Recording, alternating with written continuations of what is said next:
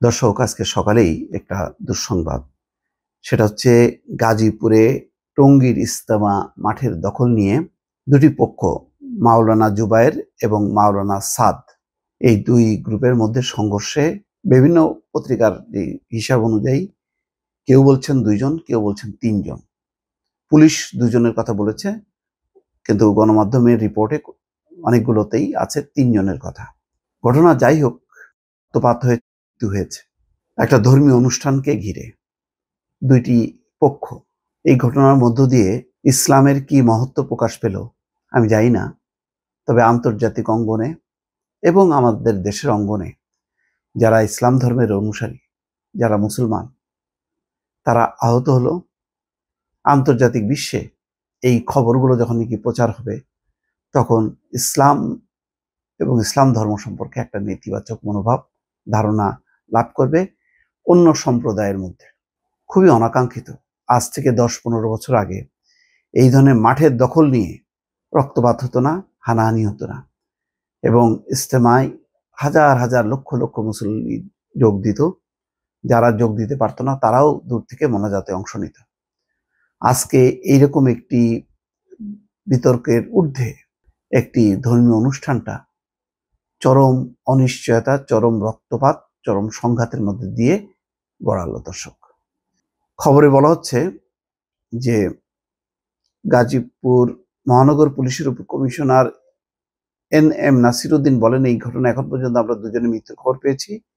এর মধ্যে একজনকে মৃত অবস্থায় আনা হয়েছে টঙ্গী হাসপাতালে, অন্যজন ঢাকা মেডিকেল কলেজ হাসপাতালে মারা গেছেন। আমরা সব তথ্য যাচাই বাছাই করে দেখছি।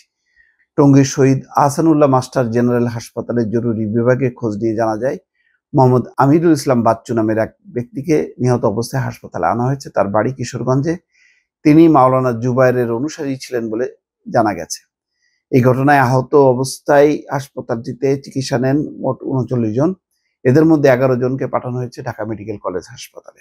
সংঘর্ষে তাইজুল ইসলাম নামের আরেক মুসল্লি নিহত হয়েছেন বলে দাবি মাওলানা সাদের অনুসারীর। গণমাধ্যম সমন্বয়ক মোহাম্মদ সায়েম, তাইজুলের বাড়ি বগুড়ায়। পুলিশ ও স্থানীয় সূত্র বলছে যে আগামী শুক্রবার থেকে টঙ্গীর ইজতেমা মাঠে 5 দিন ইজতেমা করতে চান মাওলানা সাদের অনুসারীরা। মাওলানা জুবায়েরের অনুসারীরা তাদের এখানে ইজতেমা করতে দিতে চান না। এই জন্য আগে থেকে ইজতেমা মাঠ দখলে নেন জুবায়ের অনুসারীরা। এই নিয়ে কয়েকদিন ধরে দুই পক্ষের মধ্যে উত্তেজনা বিরাজ করছিল। বোঝাই যাচ্ছিল যে কয়েকদিন ধরেই একটা উত্তেজনাকর পরিস্থিতি, পাল্টাপাল্টি অবস্থান, এবং বলছিল যে কেউ কোনো পক্ষকে ছাড় দেবে না। জানার পরেও এইরকম তারপর নিয়ন্ত্রণ করা গেল না। কেন মৃত্যু ঘটলো, এটা একটা প্রশ্ন। এমন কি পরিস্থিতির উদ্ভব ঘটলো যে কেন নিয়ন্ত্রণ করা গেল না? গতকাল মঙ্গলবার দিবাগত রাত 3:30টার দিকে চারদিক থেকে মাঠে প্রবেশ করতে থাকেন সাদের অনুসারীরা। এ সময় দুই পক্ষের মধ্যে সংঘর্ষ হয়। এক পর্যায়ে মাঠ ছেড়ে দেন জুবায়েরের অনুসারীরা। ঢাকার বাদামতলী এলাকার তাবলিগ জামাতের সাথী ও মাওলানা জুবায়ের অনুসারী মোহাম্মদ আবুল বাশার বলেন, আমরা সাথী মুরব্বীদের নির্দেশনা মোতাবেক গেটে পাহারা দিচ্ছিলাম। কোনো সাথী পালা বদল করে ঘুমাচ্ছিলেন। এর মধ্যে রাত 3:30টার দিকে সাদ অনুসারীরা বিদেশি খিত্তার পাশ দিয়ে হাতে লাঠি, রড সহ বিভিন্ন জিনিস নিয়ে মাঠে প্রবেশ করেন। প্রথমে তারা মূল গেট দখল নেন, তারপর দলে দলে চারিদিক থেকে আমাদের উপর হামলা চালানো হয়। তবে ভিন্ন কথা বলেছেন সাদের অনুসারীরা বলছেন, রাতে মাঠে ঢোকার কোনো পরিকল্পনা আমাদের ছিল না। দেশের বিভিন্ন জায়গা থেকে দলে দলে আমাদের সাথীরা আসছিলেন, কিন্তু জুবায়ের অনুসারীরা রাস্তার বিভিন্ন অংশে আমাদের সাথীদের বাধা দেন, মারধর করেন। আমরা বিষয়টি পুলিশকে জানাই। পুলিশও আসে, কিন্তু তারা তাও থামছিল না। যাই হোক, পাল্টাপাল্টি অভিযোগ, এই অভিযোগের আসলে কোনো শেষ নেই। প্রত্যেকেই প্রত্যেকের অবস্থানে অনড় থাকবে, কিন্তু এর একটা মীমাংসা হওয়া উচিত ছিল আগেই। এখন হয়তো হবে, জানি না, কিন্তু নিরীহ কিছু মানুষ মারা গেল। এটাই দুঃখজনক।